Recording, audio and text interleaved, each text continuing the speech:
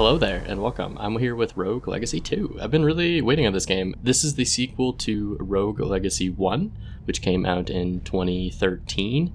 Rogue Legacy 1 is kind of the granddaddy of all roguelikes. I would say Isaac and Legacy are kind of in the running for being some of the oldest or some of the modern rogue genre. Rogue Legacy was much more popular for its upgrade system.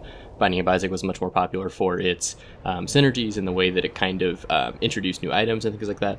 Legacy 2 has a beautiful, beautiful new art style. I love the way they're kind of doing like cell shading, and they're doing a little bit less pixel art. Legacy 1 didn't age that well. I went back and I tried to play it again. I played it in 2013 or 2014 or something like that. It didn't age so well, so this new style is kind of like Castle Crashers style almost. The character's so gleeful, just kind of hopping around. I really enjoy it, and so it's a good way, I think, to refresh. I should remind you that this game is in... Oh, there we go. You didn't think I'd see that, but I did. We've managed to cross the waters undiscovered. A few guards patrolled the west walls, but we were unable to remove them. At sundown, we'll start ascending the wall. Provisions should be waiting for us at the top.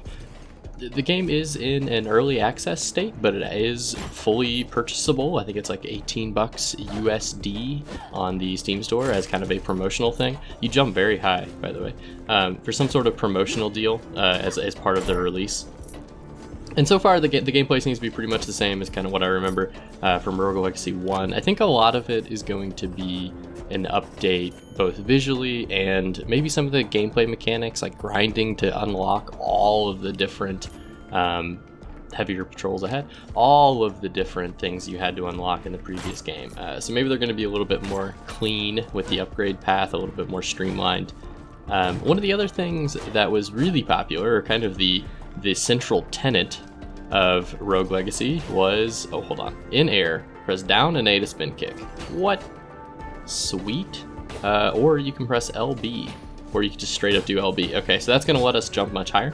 One of the central tenets of this game that basically cemented it in Rogue history, or the Legacy if you would, was the Legacy system where every time you die, you come back as another member of your family, like your heir, and then you inherit some traits that family member might have passed on, and you can kind of choose which traits you want. You could be big, you can be small, you could be like blind, all that kind of weird stuff. But they didn't really impact gameplay that much in the original game. I think part of what they're trying to do in this game is make those really have an impact and really affect the way that you play. Whoa, that's new. Okay, that's kind of interesting. And so hopefully we'll be getting a taste of that in this look. For right now, I'm just kind of doing some of the prologue stuff. Shortly after taking damage, we can press A, which is an aerial recovery. So I can do a little double jump by taking some damage there. That's a nice little like platforming quirk. I'm into it. We have this way of getting through the level very quickly, apparently. So the difference between this and a lot of roguelikes is that it's going to be a Metroidvania kind of merged into it. I know we're kind of passing over all the journal stuff. I know this is background lore. Below me, I can see the heads of all the misfits that have joined our ranks. When did so many rebels join? From here, it sees like an endless sea. This was supposed to be a suicide mission meant for only a few. She's unknowingly rallied these souls to a lost cause, and my mistakes keep growing. So the Metroidvania style is something I think they've leaned into pretty heavily. Previously, the castle would kind of like rearrange on you, and it would shuffle, and you could choose to keep it the same if you preferred. But now I think they're going to be going with a slightly different style. This is it, the end of the line. Below us, there's a trick door, which can only be opened with magic. Z says it should lead us straight to the estuaries. So this is it. Tonight we live and die.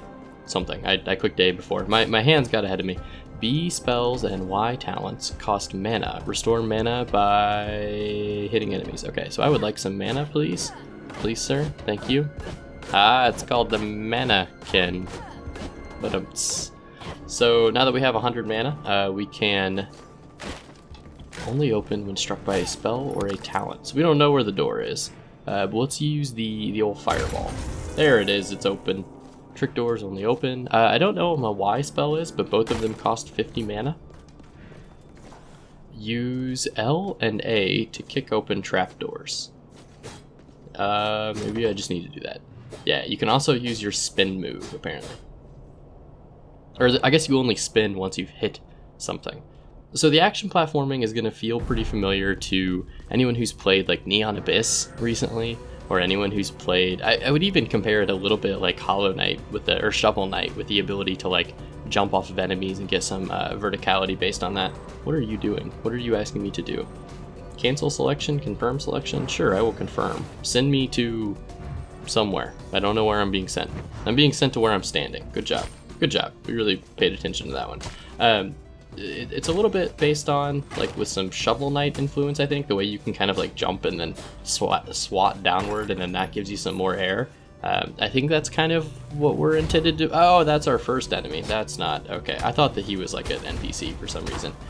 There were eyeballs in the old game. I just kind of forgot about them. All right, so we can smack. We have our trusty sword.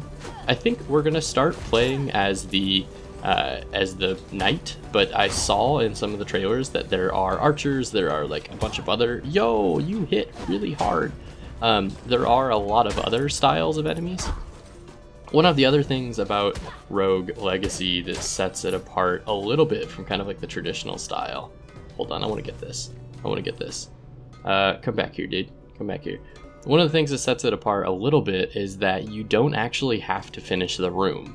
So if I wanted to, you can pop into a room, basically just nope out of there, and then, yeah, come here.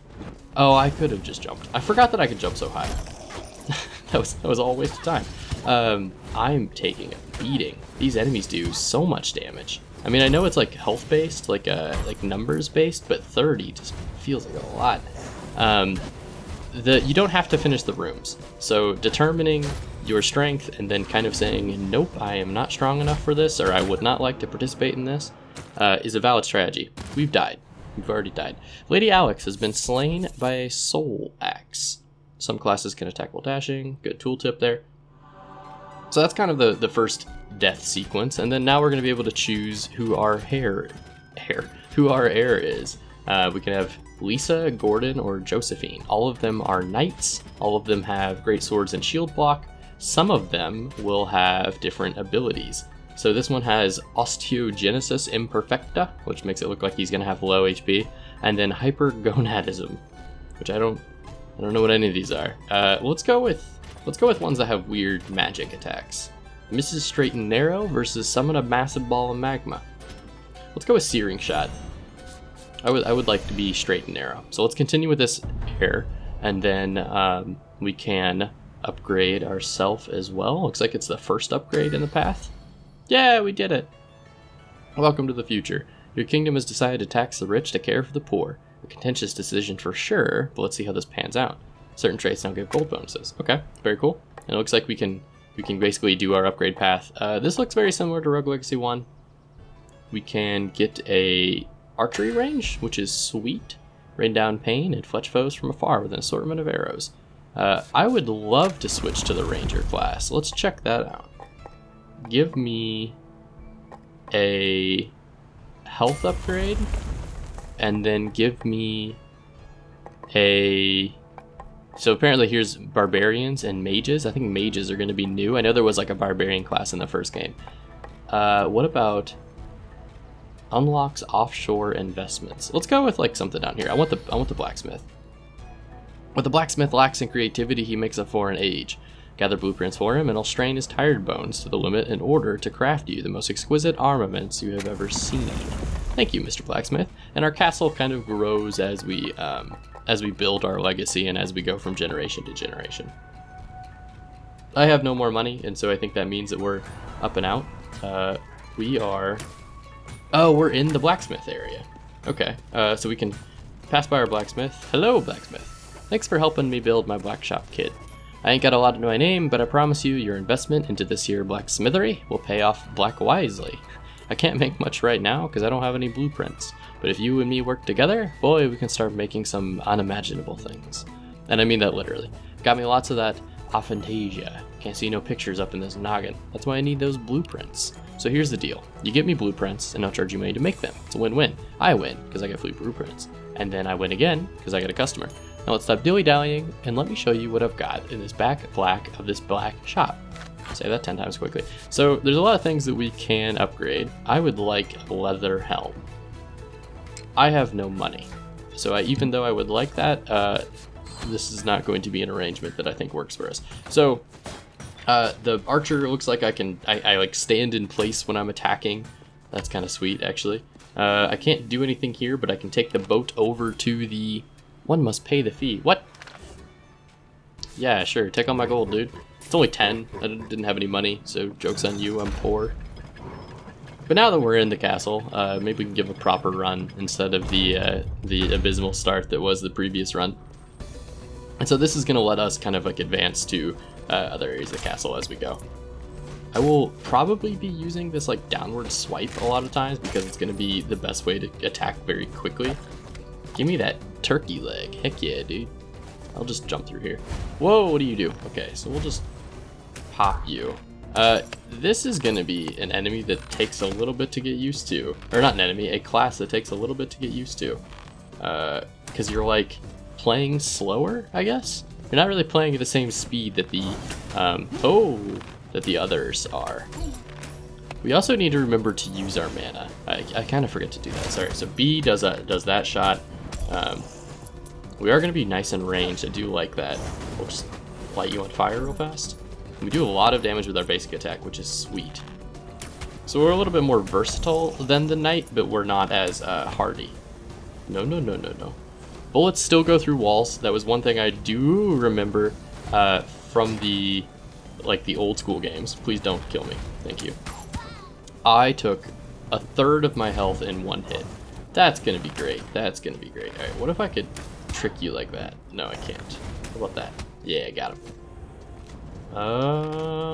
We are super, super fragile. That's gonna be fun. We're probably gonna die in this run. But anyway, so Rogue Legacy is one of those games that I feel like it really needed the visual overhaul. It had solid bones, but I went back and tried to play it in, hey, nice free stuff. I went back and tried to play it in kind of like 2018, 2019, something like that. And it just doesn't really hold up. It's like, if you like roguelikes, I'm not going to say that there's better ones out there. Oh, no. Okay, I'm not going to say that there's better ones out there because it is a classic. We are so going to die in this room, like right now. Yeah.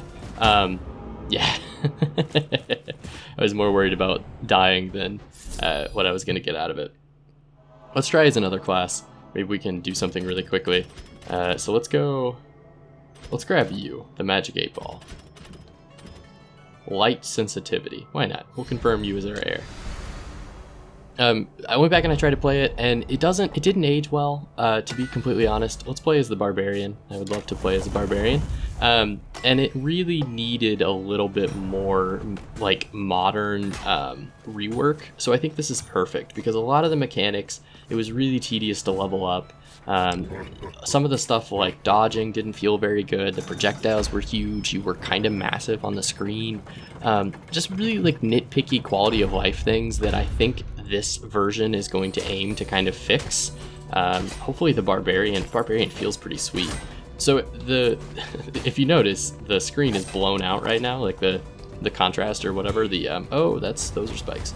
Those are spikes as well. Okay. That is probably due to, we're just gonna get out of that room. Probably due to our heir's trait.